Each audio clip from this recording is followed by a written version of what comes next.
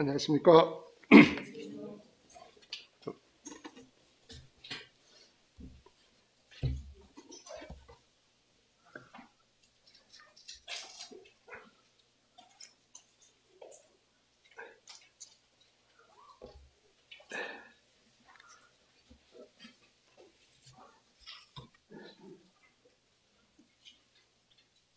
오늘 성도님들하고 나누고자 하는 주제는 익히 잘 아시는 노을에 대해서, 자매님들의 노을에 대해서 교제를 하고자 합니다.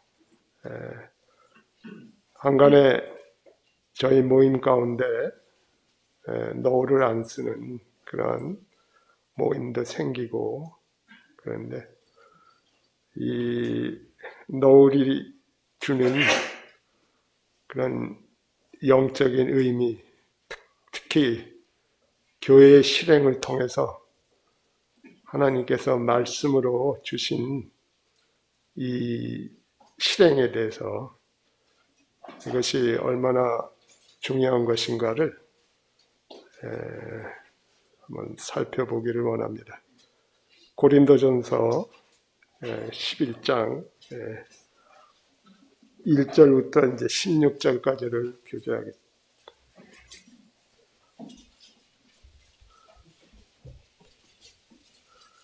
이 노을은 이와 같이 성경이 고린도전서 11장에서 하나님의 말씀이 증거하고 있지만 교회사 가운데서도 여러 가지 그림이나 또한 성경이 아닌 이러한 책들을 통해서 확인할 수 있습니다. 그래서 초대교회에서 노을을 분명하게 썼고, 근데 지금 일반 개신교에서 거의 노을 안 씁니다. 그죠? 카톨릭은 씁니다. 왜냐하면 카톨릭은 초대교회 것들을 형식적으로 이렇게 유지를 했기 때문에 그렇습니다. 그리고 이러한 종교개혁 이전에 신약교회들, 그러니까 성경 말씀에 순수하게 순종하면서 교회의 진리와 사도들의 가르침을 지켜나갔던 그런 분들의 자취를 보면은 이 노을의 실행이 반드시 있습니다. 제가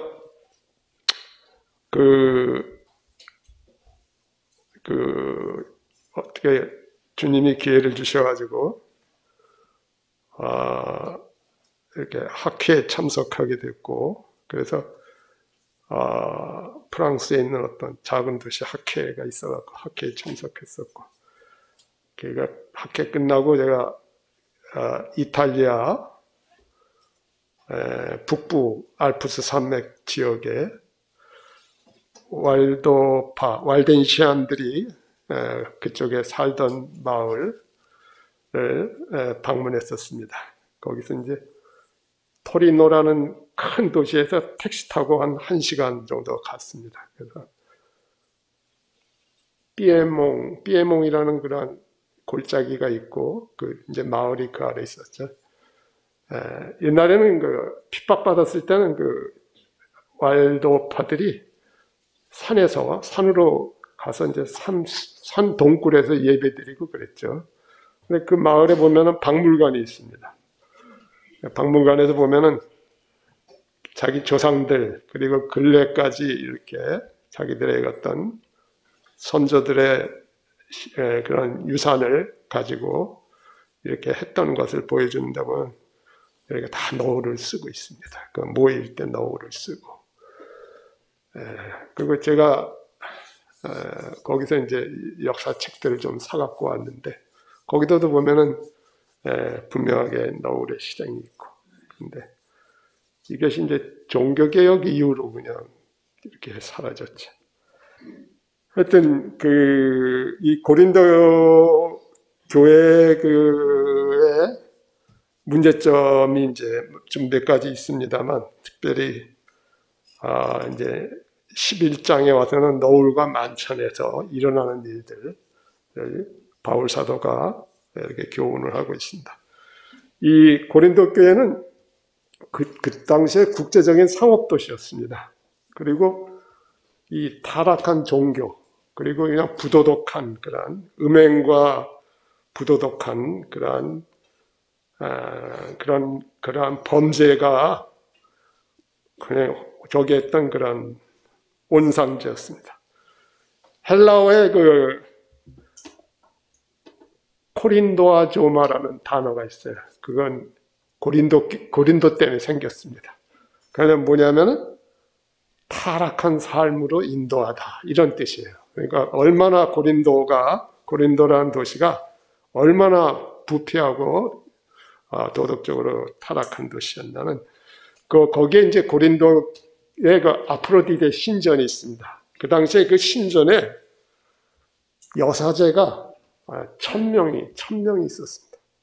여사제가 1000명이나 있었죠. 그 여사제들이 머리를 빡빡 깎고 있어요. 머리를 빡빡 깎았죠. 그리고 그 당시에 그런 아프로디데 신전에서 경배 드리는 거는 음행을 하면서 경배 드리고 그랬습니다. 그러니까 이 상상할 수 없이 그 당시엔 타락한 도시였죠. 이 너울과 관련해서는 그 당시에 이제 고린도 교회 고린도 지역에는 대부분이 헬라인, 그리스인이고 유대인과 로마인이 있었습니다. 근데 이들이 예배를 드릴 때, 자신들의 신에게 예배를 드릴 때, 그리스인, 헬라인은 남자나 여자나 이런 뭐를 쓰지 않았어요. 그리고 로마인은 자기네들의 신에게 예배드릴 때 남자나 여자나 다 너울을 썼습니다. 유대인들은 회당에서 예배드릴 때 어떻게 했냐면 신약교회의 양식과 정반대로 남자는 너울을 쓰고 여자는 너울을 안 썼습니다. 그러나 이제 예배가 아닌 공공집회가 아닌 경우에는 이제 유대인들은 여자들도 너울을 썼죠. 근데 예배를 드릴 때는 너울을 벗었고, 로마인은 예배 드릴 때는 남자 여자 너울을 썼지만 예배가 아닌 경우에는 이제 공공장소에서 이제 너울을 쓰지 않았습니다. 머리를 덮지 않았습니다. 이 하나님께서 자녀들이, 성도들이, 신자들이 항상 잊지 않고 기억하기를 원하시는 그런 중요한 그런 영적 진리들을 항상 교회가 상기할 수 있도록 하기 위해서 눈에 보이는 상징들을 그러한 교회에 규례로 주셨어요. 그러니까 이거는 굉장히 중요한 진리야. 그러면 이 진리들을 우리 인간들은 계속 망각을 하잖아요. 자꾸 잊잖아요. 형제자매님들 성경에 기억하라는 단어가 얼마나 많이 나오는지 아십니까? remember라는 단어가 구약서부터 신약에 이르기까지 기억하라는 단어가 굉장히 많이 나옵니다. 그거는 그만큼 하나님께서는 이런 우리의 관심이 식어지고 마음이 굳어지지 않도록 계속해서 그런 하나님의 은혜와 사랑을 기억하고 상기하도록 하시기 위해서 이런 어떤 눈에 보이는 가시적인 것이 필요했습니다. 그래서 하나님의 중요한 진리를 드러내는 상징들을 5가지를 주셨어요. 이 5가지 외의 것들은 뭡니까? 사람들이 교회 안에 도입한 겁니다. 이 5가지 외에는. 그렇기 때문에 사람들이 도입한 거는 대부분 뭐가 됩니까? 은연중에 우상이 돼버립니다. 가톨릭이 온갖 우상으로 가득합니다. 완전히 그냥 우상의 어떤 박물관 같은 데죠. 그러나 하나님께서는 5가지만 주셨어요. 첫째가 침례입니다. 침례. 우리가 성경은 이렇게 뿌리는 거를 허락하지 않으십니다. 침례가 왜 중요하냐면 주님의 죽으심과 그가 영적으로 구원받았을 때 주님의 죽으심과 연합해서 죽었다는 것을, 그래서 신자들로 하여금 너는 예수 그리스도와 함께 죽었고 하나님께서 너를 살리셨다라는 것을, 그러한 진리를 침례를 통해서, 물에 완전히 장사 지내는 걸 통해서, 그것이 중요한 진리이기 때문에 반드시 침례는 물속에 들어가서 했습니다. 또 하나는 뭡니까? 우리가 주일날 이렇게 예배 드릴 때 뭡니까? 주님의 죽으심을 몸이 상하시고 피를 흘리시는 걸 상징하는 빵, 떡과 잔입니다. 그러니까 침례, 물, 빵, 떡, 잔, 이거를 상징으로 주셨죠. 그래서 빵은, 떡은 주님의 상하신 몸입니다. 영어로는 브로큰입니다. 브로큰. 빵이 부서지듯이 브로큰.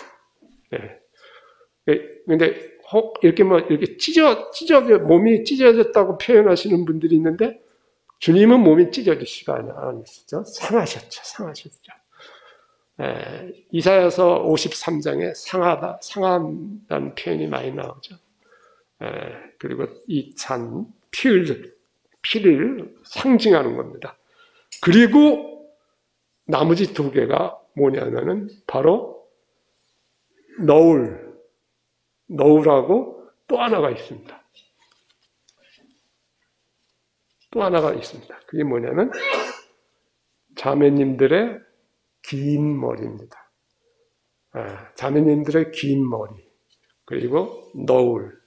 그러니까 침례, 만찬, 공적인 예배에서 자매님들이 너울을 씀으로써 하나님의 교회 안에 세우신 질서에 순종하는, 그래서 교회 안에 그리스도의 머리 되신 이 형제님들과 자매님들의 섬김을 통해서 그리스도의 영광이 드러나게 하기 위해서, 드러나게 하기 위해서 자매님들로 하여금 그러한 교회의 그러한 질서, 권위와 하나님께서 세우신 머리 되신 그리스도에게 복종하는 그러한 것들을 너울을 통해서 항상 깨어서, 자매님들이 깨어서 너울을 통해서 주님께서 자매님들을 통해서 가르쳐 주시는 것에 대해서 거기에 순종함으로 인해서 교회가 머리 되신 그리스도께서 그리스도의 영광이 드러나도록 그렇게 하기 위해서 이렇게 상징으로 너울을 주셨습니다. 그리고 자매님들의 긴 머리, 이거 왜 머리가 길어야 됩니까? 그 사제들은 그 당시에 그 고린도에 있는 그러한 사제들은 머리를 빡빡 깎았어요. 그런데 그것이 이제 교재에서 나오겠습니다만 하나님께는 엄청나게 가증한 거예요. 가증한 거죠. 하여튼 이러한 하나님께서는 5가지 상징을 주셨어요. 그래서 이 5가지 상징을 경홀히 여기면 안 됩니다. 나 그거 너울은 복종을 상징하는 복종을 나타내는 거잖아. 그럼 뭐 이렇게 마음으로 복종하면 되는 거지 뭐 그런 걸 쓸 필요가 있냐? 뭐 이렇게들 주장하는데 이런 것들은 하나님께서 왜 이 5가지에 대해서는 눈에 보이도록 우리에게 사도를 통해서 명령하셨냐 이거죠. 거기에는 깊은 영적인 의미가 있을 뿐더러 거기에 마땅히 순종해야 되는, 성도들이 순종해야 되는 그러한 책임이 들어가 있기 때문에 그런 것입니다.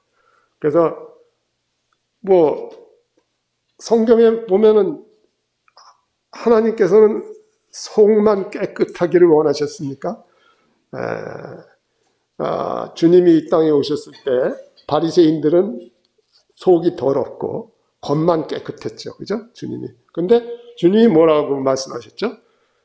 아니다. 속은 깨끗하고 겉은 더러워도 좋다. 주님이 이렇게 말씀하셨습니까? 속도 깨끗하고 겉도 깨끗해야 됩니다. 그러니까 우리가 이 주님의 말씀에 순종하는 그 영혼이 그 말씀에 순종하는 삶을 통해서 삶을 증거할 때 거기에 걸맞는 어떤 외식이나 외적인 그런 게 아니라 거기에 걸맞는 그러한 것들이 따라야 되는 것입니다. 가령 예배드리러 올 때 저는 목격을 했습니다. 그런 거를 추리닝 입고 오고 반바지 입고 형제들이 반바지를 입고 예배드리러 오고 그런 것들을 과연 그 형제가 마음 안에 주님을 향한 어떠한 것이 될지 저는 못 보겠는데 할지라도 하나님께서 그런 것을 이렇게 합당하게 보시겠냐 이거죠. 그러니까 하나님께서 원하시는 것은 그러한 증거의 그릇이 되기에 합당한 그런 것들이 따라야 되는 거죠. 그래서 하나님이 원하시는 건 먼저 속이 깨끗해야 되고 또 겉도 깨끗해야 됩니다. 그러니까 어떤 증거의 삶이 이렇게 깨끗한 거로 드러나야 되는 거죠. 자, 15장 1절서부터 11장 1절서부터 좀 보겠습니다. 내가 보겠습니다. 그리스도를 본받는 자가 된 것 같이 너희는 나를 본받는 자가 되라. 그랬습니다. 지금 11장 1절은 10장과 11장서부터 15장 속에서 바울 사도가 가르치는 가르침에 갑자기 등장합니다. 내가 그리스도를 본받는 자가 된 것 같이 너희는 나를 본받는 자가 되라. 이 말씀은 뭐냐면 나의 가르침을 따르라는 거예요. 그러니까 나의 가르침을 따르다. 그러면 그것이 곧 주님의 가르침이다. 이런 의미가 담겨 있는 것입니다. 그래서 사도가 앞에 1장서부터 10장까지 그 고린도 교회에게 전해준 그 말은 서신서를 통해서 한 말은 바로 자기의 개인적인 그런 게 아니라 뭡니까? 주님으로부터 받은 거라는 거죠. 주님으로부터 받은 거라. 그것이 이제 2절에 우리가 2절에서 볼 수 있습니다. 2절에 보면 너희가 모든 일에 나를 기억하고 내가 너희에게 전하여 준 대로. 그러니까 바울 사도는 자신으로부터 나온 것을 전하지 않았습니다. 반드시 주님으로부터 받아가지고 주님으로부터 받아서 그걸 갖다 교회에게 전달을 했어요. 그래서 바울의 서신서에는 이런 표현이 많이 나와요. 너희에게 전하여 준 대로. 그 전통, 그 규례들을 너희가 지킴으로. 이 전통은 이게 일반적인 이러한 인간들이 만든 그러한 전통이 아니고 이 주님으로부터 주님이 가르쳐 주신 하나님의 영감으로 사도들에 기록되고 신약 성경 안에 보존되고 전수된 그러한 사도적인 전통을 의미하고 있습니다. 그래서 바울 사도가 말하는 이 전통이라고 했을 때는 바울 사도가 개인적으로 자기 의견을 낸 것이 아니고 주님으로부터 받은 가르침을 그대로 너희에게 전하여라는 단어를 쓰잖아요. 전하였다. 그러면 자기가 받아서 전해야 됐던 거죠. 너희가 지킴으로 너희를 칭찬한다. 그래서 사도가 고린도 교회를 칭찬한 이유가 두 가지가 나옵니다. 뭡니까? 모든 일에서 사도를 기억했어요. 그죠? 또 하나는 사도가 주님으로부터 받아서 전했어요. 서신서를 통해서 말씀을 통해서 전했는데 그 전한 그 전통을 고린도 교회가 잘 지켰어요. 네, 그래서 그 고린도 교회는 사도들을 통해서 하나님께서 주시는 교회의 진리들을 그대로 거기에 이제 순종을 했기 때문에 그렇습니다. 이 고린도 전서에 보면은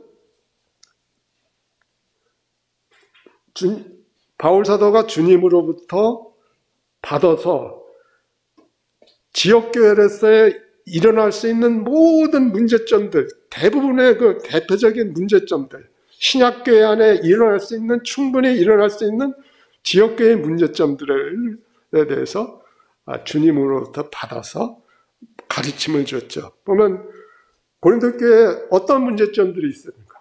1장, 3장에는 파단과 분열과 분파주의, 5장에서는 음행, 부도덕, 6장에는 세상 법정에 소송하고, 7장에는 결혼에 대한 문란함, 그죠?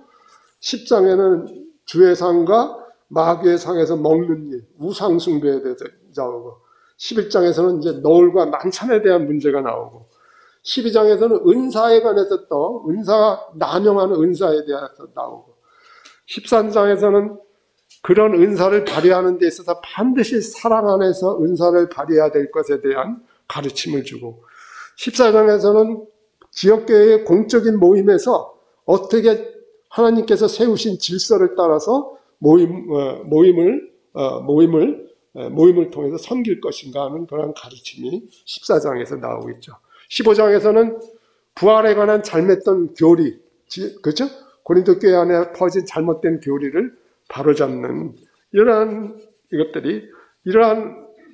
가르침들이 바로 이런 지역교회에 익히 일어날 수 있는 문제점들에 대해서 주님으로부터 받은 것을 그대로 바울 사도가 이렇게 전달해 주고 있습니다. 그래서 이제 이 사도는 이제 3절서부터 이제 16절까지 너울에 관한 가르침을 주고 있습니다. 3절서부터 16절까지. 그래서 이 7절까지는 이 너울에 대한 영적인 어떤 원칙, 원리, 이런 것들을 가르치고 있고요.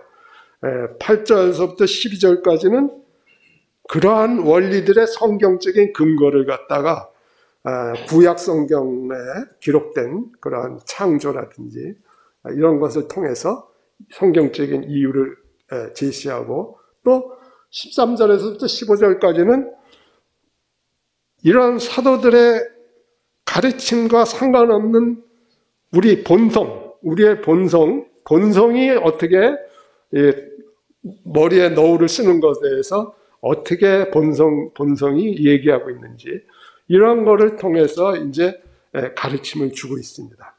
그러면서 3절에 시작하기를 나는 그러나 하면서 시작되죠. 그러나.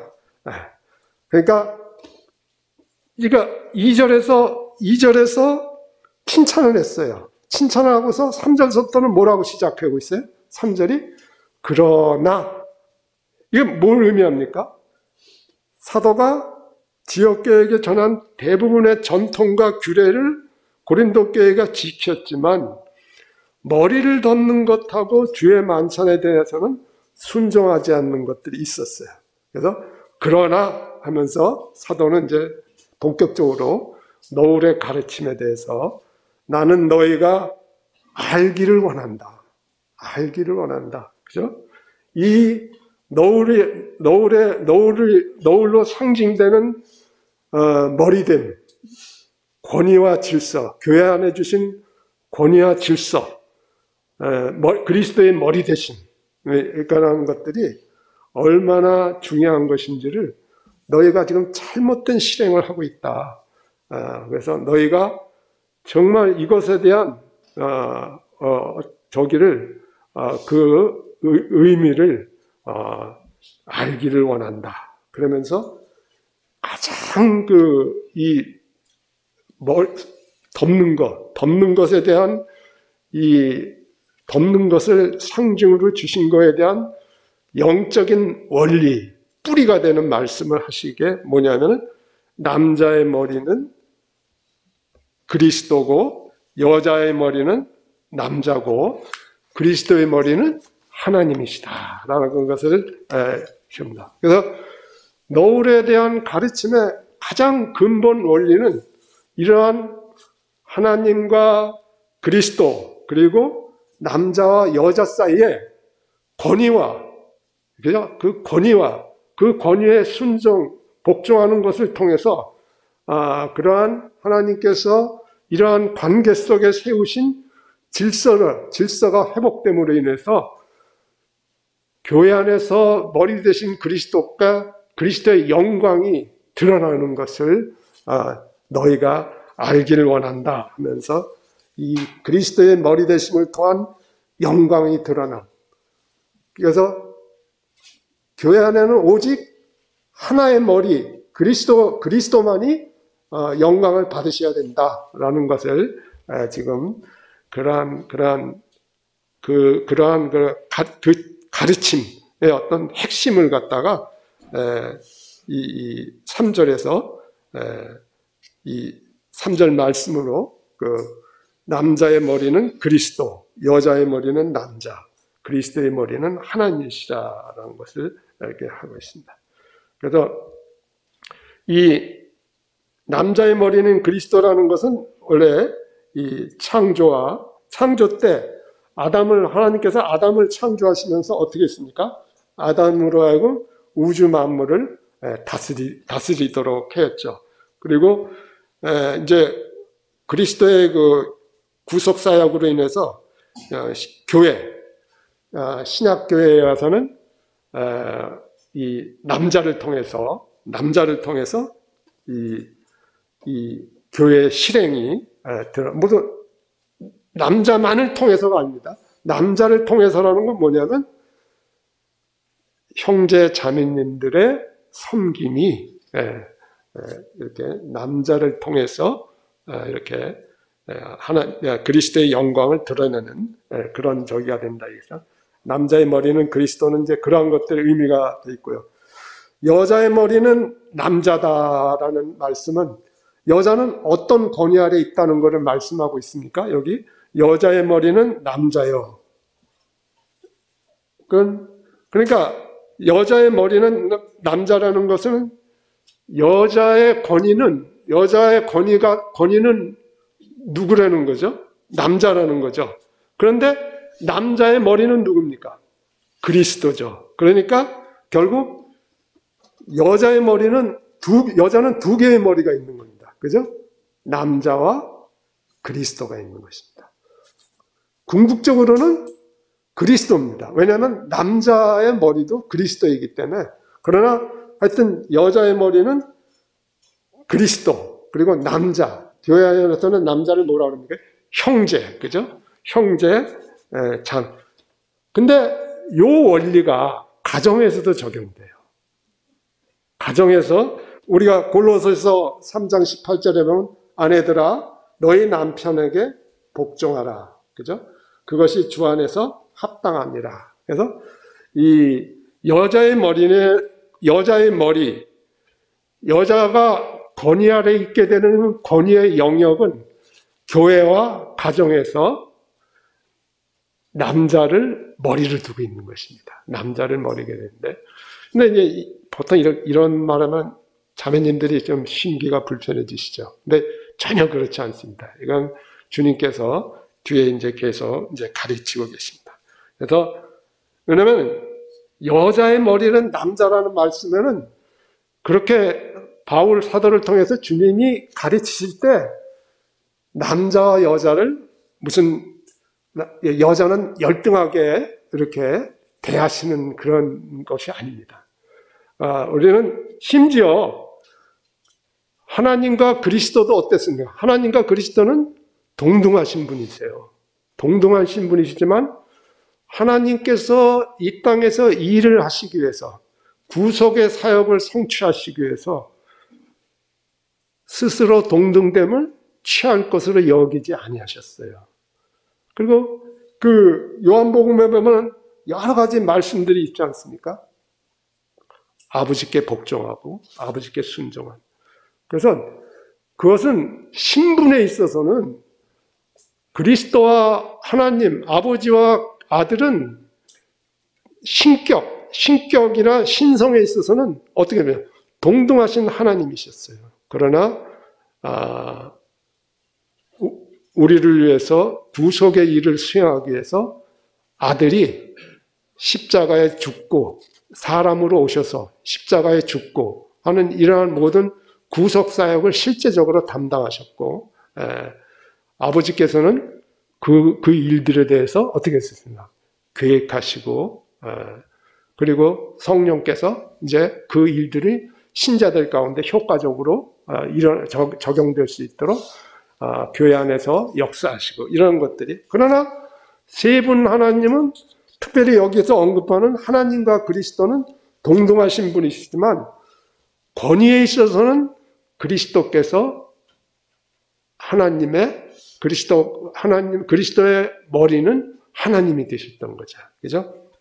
그래서 이러한 하나님이 영원한 계획들을 결정하시고 그런 것들을 이루시는 모든 것들에 있어서 권위를 그를 주관하셨고, 아들은 아버지께서 맡겨주신 일을 성취하고, 그래서 창조하고 또 구속하고 이런 것들이 있었죠.